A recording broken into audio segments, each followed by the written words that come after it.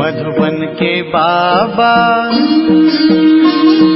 मधुबन के बाबा मुरली वाले, आपका क्या कहना,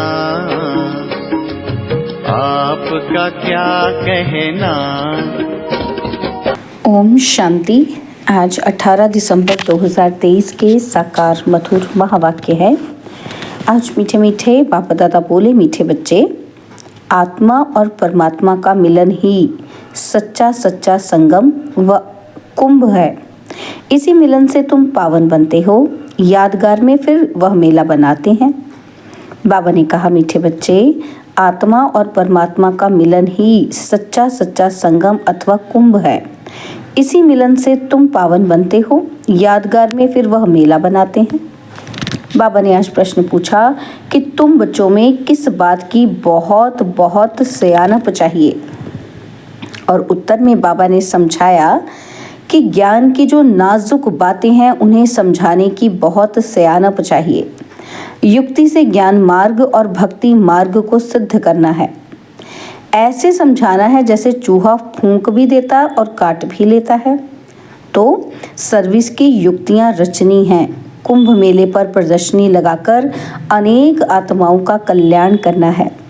पतित से पावन होने की युक्ति बतानी है। दी का गीत है, इस पाप की दुनिया से कहीं दूर ले चल। ओम शांति।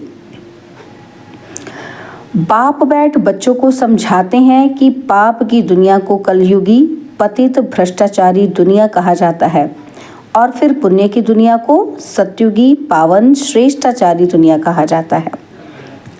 परमात्मा ही आकर पुण्यात्मा, पवित्र आत्मा अथवा पुण्य की दुनिया बनाते हैं। मनुष्य पुकारते हैं कि पतित पावन बाप को, क्योंकि खुद पावन नहीं है। अगर समझते कि पतित पावनी गंगा है, वह त्रिवेणी है, फिर पुकारते क्यों हैं कि हे पतित पावन आओ। गंगा व त्रिवेणी तो है ही, उनके होते हुए भी पुकारते रहते हैं। बुद्धि फिर भी परमात्मा की तरफ जाती है। परमपिता परमात्मा जो ज्ञान सागर है, उनको आना है। सिर्फ आत्मा नहीं, लेकिन पवित्र जीवात्मा कहा जाएगा। अभी पावन जीवात्मा तो कोई है ही नहीं। पतित पावन बाप आते ही तब हैं जब सत्युगी पावन दुनिया की स्थापना करनी है और कलयुगी दुनिया का विनाश करना है। जरूर संगम पर ही आएंगे। संगम को कुंभ भी कहते हैं। त्रिवेणी का संगम है, उसका नाम रख दिया है कुंभ। कहते हैं तीनों नदियां आपस में मिलती हैं। वास्तव में हैं दो नदियां, तीसरी नदी को गुप्त कह देते हैं। तो क्या इस कुंभ के मेले में पतित से पावन होंगे? पतित पावन को तो जरूर आना है। ज्ञान का सागर वह है। पतित दुनिया को पावन बनाना, कलयुग को सत्युग बनाना, यह तो परमपिता परमात्मा का ही काम है, ना कि मनुष्यों का। यह तो सब ब्लाइंड फेथ है। अब अंधों को लाठी चाहिए। तुम अब लाठी बने हो नंबरवार पुरुषार्थ अनुसार। लाठियां भी किस्म किस्म की होती हैं। कोई लाठी 100 रुपए की और कोई 2 रुपए की भी मिलती है। यहाँ भी सब नंबरवार हैं। कोई तो बहुत सर्विसेबल है। जब बीमार होते हैं तब सर्जन को बुलाना पड़ता है। अब यह है ही पतित दुनिया। तुम पावन बन रहे हो। कहा जाता है आत्मा परमात्मा अलग रहे बहुकाल। फिर जब परमपिता परमात्मा अनेक आत्माओं के बीच आते हैं तो उसको कहा जाता है संगम का कुंभ। मनुष्य कुंभ के मेले पर बहुत दान करते हैं। वह कमाई होगी साधु संतों को और गवर्नमेंट को।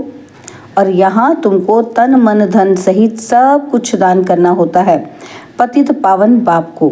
वह फिर तुमको भविष्य में स्वर्ग का मालिक बनाते हैं। वह नाम लेते हैं त्रिवेणी का और दान देते हैं साधु संतों को। वास्तव में संगम उसको कहेंगे जहाँ सब नदियाँ आकर सागर में मिले। वहाँ सागर तो है ही नहीं, यह तो नदियाँ आपस में मिलती हैं। नदियाँ और सागर के मिलन को ही सच्चा सच्चा मेला कहा जाता है। लेकिन यह भी ड्रामा में नूद है। इसमें गवर्नमेंट को भी रेल, मोटर गाड़ी, ज़मीन आदि से बहुत कमाई होती है, तो यह कमाई का मेला लगता है। इन बातों को तुम बच्चे जज कर सकते हो, क्योंकि तुम हो ईश्वरीय मत पर। तो कुंभ के मेले का अर्थ निकालना चाहिए। बाबा ऐसे देते हैं, माना निबंध देते हैं, जो सेंसिबल बच्चे हैं उनको उठाना चाहिए। नंबर 1 सबसे सेंसिबल तो है मम्मा, फिर दूसरा है संजय, जिसको फिर बांटने के लिए पर्चे बनाने पड़े। यह त्रिवेणी पतित पावनी नहीं है।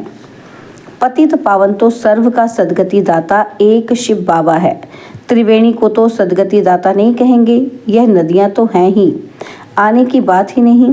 गाते हैं पतित पावन आओ, आकर पावन बनाओ, तो ये पर्चे निकालने चाहिए। बहनों भाइयों, क्या पतित पावन ज्ञान सागर परमपिता परमात्मा है या ये है नदियाँ? यह तो सदैव है। परमात्मा को तो पुकारा जाता है आने के लिए। वास्तव में पतित पावन तो एक परमात्मा है। आत्माएं और परमात्मा अलग रहे बहुकाल, वही सतगुरु आकर सबको सदगति दे वापस ले जाते हैं। ज्ञान स्नान तो वास्तव में परमपिता परमात्मा से करना चाहिए। पावन दुनिया की स्थापना परमपिता परमात्मा कराते हैं। तुम उसे जानते नहीं हो। भारत जब श्रेष्ठाचारी था तब उसमें देही अभिमानी देवताएं रहते थे, उसे शिवालय कहा जाता है। अब कुंभ पर जाकर बच्चों को प्रदर्शनी लगानी चाहिए समझाने के लिए। समझाना है कि पतित पावन एक बाप है। वह कहते हैं मैं आता ही तब हूँ जब पति से पावन बनाना होता है, तो प्रतिज्ञा करनी पड़े। रक्षाबंधन भगवान से ताल्लुक़ रखता है, ना कि साधु संतों से। प्रतिज्ञा परमपिता परमात्मा से की जाती है, ना कि त्रिवेणी से। हे बाबा, हम आपकी श्रीमत से पावन बनने के लिए प्रतिज्ञा करते हैं। बाप भी कहते हैं मैं तुमको पावन दुनिया का मालिक बनाऊंगा। यह हैं बाबा के इशारे। इसमें सर्विस करने वाले बहुत तीखे चाहिए, चित्र भी और बनाने पड़े। इसके लिए अच्छा मंडप लेना पड़े। तुम्हारे दुश्मन भी बहुत निकलेंगे। कोई समय आग भी लगाने में देरी नहीं करेंगे। किसी को झगड़ा करना होता है तो गाली देने लग पड़ते हैं। तुम हो निरहंकारी बन साइलेंस में, तुमको तो निरहंकारी बन साइलेंस में रहना पड़े। ब्रह्मा कुमारियां मशहूर तो हो गई हैं, पर्चे आदि जरूर बांटने हैं। कुंभ के मेले का खास महत्व रखते हैं। वास्तव में महत्व अभी का है, यह भी ड्रामा का खेल है। वहाँ से कोई का भी कल्याण हो सकता है, परंतु मेहनत लगती है। कांटों को फूल बनाने में मेहनत लगती है। कुंभ के मेले में प्रदर्शनी करने में भी हिम्मत चाहिए, जान पहचान चाहिए, जो कोई विघ्न न पड़े। तुमको सिद्ध करना है कि पतित पावन कौन है। मनुष्य पावन दुनिया स्वर्ग को याद भी करते हैं। कोई मरता है तो कहेंगे फलाना स्वर्गवासी हुआ। वहाँ तो बहुत माल ठाल होते हैं, वहाँ से फिर यहाँ बुलाकर खिलाते क्यों हो? तुम श्रीनाथ के मंदिर में देखेंगे कितने माल बनते हैं। अब श्रीनाथपुरी और जगन्नाथपुरी वास्तव में है एक ही बात, परंतु वहाँ श्रीनाथ द्वारे में देखेंगे तो बहुत वैभव बनते हैं और जगन्नाथपुरी में सिर्फ फीके चावल का भोग लगता है, घी आदि कुछ नहीं पड़ता। ये फर्क बताते हैं, गोरा है तो ऐसे माल और सांवरा है तो सूखा चावल। राज बड़ा अच्छा है, ये बाप बैठ समझाते हैं। श्रीनाथ द्वारे में इतना भोग लगाते हैं तो फिर पुजारी लोग दुकान में बेचते भी हैं। उन्हों की कमाई का आधार भी उस पर है। मिलता मुफ्त में है फिर कमाते हैं, तो देखो कितनी अंधश्रद्धा की बातें हैं। यह है भक्ति मार्ग, ज्ञान मार्ग, सदगति मार्ग है। गंगा स्नान से थोड़ी सदगति होती है, बड़ा युक्ति से समझाना है। जैसे चूहा फूंक देकर काटता है, बड़ी ही सयानप चाहिए समझने और फिर समझाने की। कितनी नाजुक बातें हैं। मनुष्य कहते हैं कि हे परमपिता परमात्मा, तुम्हारी गतमत तुम ही जानो। इसका अर्थ तो समझते ही नहीं। तुम्हारी श्रीमत से जो सदगति मिलती है वह तुम ही कर सकते हो और कोई कर नहीं सकता। सर्व का सदगति दाता एक है। सर्व अक्षर जरूर डालना है। समझाया तो बहुत जाता है, परंतु समझने वाले तो बहुत थोड़े निकलते हैं। प्रजा तो बहुत बनती रहती है। मनुष्य खुदा के नाम पर बहुत दान पुण्य करते हैं तो एक जन्म के लिए फल मिल जाता है, यहाँ तो 21 जन्म के लिए मिलता है। ईश्वर अर्थ दान करने से ताकत मिलती है। यह ईश्वर को जानते ही नहीं तो ताकत ही नहीं रही है। हिंदुओं के गुरु गोसाई तो ढेर हैं, क्रिश्चियन का देखेंगे तो एक है। एक का ही कितना रिगार्ड है। रिलीजन इज माइट कहा जाता है। अभी तुमने रिलीजन को समझा है तो कितनी ताकत मिलती है। बाबा कहते हैं बच्चे सबको यही वशीकरण मंत्र दो। बच्चों को बाप कहते हैं तुम जहाँ से आए हो उसे याद करो तो अंतमति सुगति हो जाएगी। बाप को याद करने से ही पावन बन सकते हो, पाप दग्ध होंगे। बाप और वर्षे को याद करना है जिससे सारा चक्र बुद्धि में आ जाता है। ग्रस्त व्यवहार में रहते देह के सर्व संबंधों से बुद्धि निकाल बाप के साथ जोड़ने का पुरुषार्थ करना है, जो फिर अंत समय भी वही याद पड़े। और कोई की याद पड़ी तो सजा खानी पड़ेगी और पद भी कम हो जाएगा। तो वास्तव में कुंभ कल्प के संगम को कहा जाता है।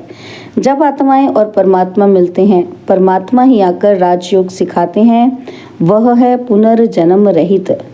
परंतु बच्चे भी समझते नहीं हैं, श्रीमत पर चलते नहीं तो बेड़ा कैसे पार हो। बेड़ा पार होना माना राजाई पद पाना। श्रीमत से ही राजाई मिलती है, श्रीमत पर नहीं चलते तो आखरीन खत्म हो जाते हैं।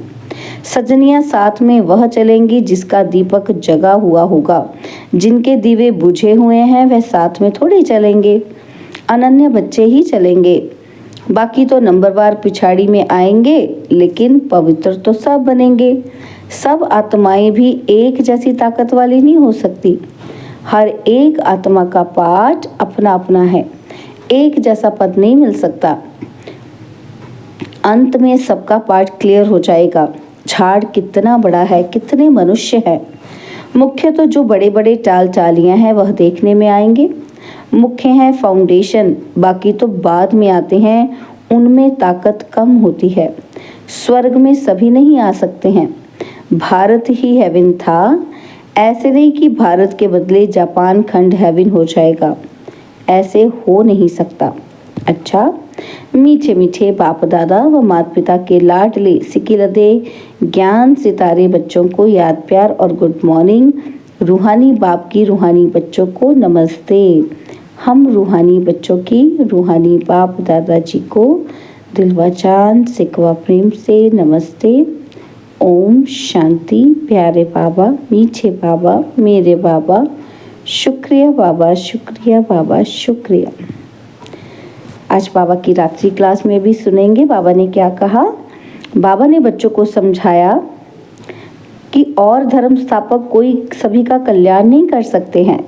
वह आते हैं, सभी को ले आते हैं। जो लिबरेट कर गाइड करते हैं उनका ही गायन है। वह भारत में ही आते हैं तो सभी भारत सभी से ऊंच देश ठहरा। भारत की बहुत महिमा करनी है। बाप ही आकर सर्व की सदगति करते हैं, तब ही शांति होती है। विश्व में शांति थी सृष्टि के आदि में। स्वर्ग में एक धर्म था और अभी अनेक धर्म हैं। बाप ही आकर शांति स्थापन करते हैं, कल्प पहले मिसल करते हैं। तुम बच्चों को ज्ञान मिलता है तो विचार सागर मंथन चलता रहता है, और तो कोई का चलता ही नहीं है। यह भी तुम समझते हो। देह अभिमान के कारण देह को ही पूजते हैं। आत्मा पुनर्जन्म तो जरूर यहाँ ही लेगी ना। अभी तुम समझते हो पावन तो एक ही है। बाप ही गुप्त ज्ञान देते हैं जिससे सभी की सद्गति हो जाती है। बाकी हनुमान व गणेश आदि कोई होते ही नहीं। इन सभी को कहा जाता है पुजारी। अच्छा, रूहानी बच्चों प्रति रूहानी बाप व दादाजी का याद प्यार और गुड नाइट। रूहानी बच्चों को रूहानी बाप की नमस्ते, और हम रूहानी बच्चों की रूहानी बाप दादाजी को भी नमस्ते। धारणा के लिए मुख्य सार है। पहला पॉइंट, सजाओं से बचने के लिए देह के सर्व संबंधों से बुद्धि योग निकाल एक बाप से बुद्धि योग जोड़ना है। अंत समय में बाप के सिवाय कोई याद ना आए। सजाओं से बचने के लिए देह के सर्व संबंधों से बुद्धि योग निकाल एक बाप से बुद्धि योग जोड़ना है। अंत समय में बाप के सिवाय कोई याद ना आए। और सेकंड, निरहंकारी बन साइलेंस में रह कांटों को फूल बनाने की मेहनत करनी है। श्रीमत पर अंधों की लाठी बनना है। पावन बनाना है। निरहंकारी बन साइलेंस में रह कांटों को फूल बनाने की मेहनत करनी है और श्रीमत पर अंधों की लाठी बनना है, पावन बनाना है। और बाबा ने वरदान दिया, समर्थ संकल्पों द्वारा जमा का खाता बढ़ाने वाले होली हंस भव। समर्थ संकल्पों द्वारा जमा का खाता बढ़ाने वाले होली हंस भव। जैसे हंस कंकड़ और रत्न को अलग करते हैं, ऐसे आप होली हंस अर्थात समर्थ और व्यर्थ को परखने वाले। जैसे हंस कभी कंकड़ को चुग नहीं सकते, अलग करके रख देते हैं, छोड़ देते हैं, ग्रहण नहीं करते, ऐसे आप होली हंस व्यर्थ को छोड़ समर्थ संकल्पों को धारण करते हो। व्यर्थ तो बहुत समय सुना, बोला गया, लेकिन उसके परिणाम में सब कुछ गवाया। अब गवाने वाले नहीं, जमा का खाता बढ़ाने वाले हो। स्लोगन है, स्वयं को ईश्वरीय मर्यादाओं के कंगन में बांध लो तो सर्व बंधन समाप्त हो जाएंगे। स्वयं को ईश्वरीय मर्यादाओं के कंगन में बांध लो तो सर्व बंधन समाप्त हो जाएंगे। ओम शांति। और अब यह एक बहुत अच्छी वीडियो भी जरूर देखें।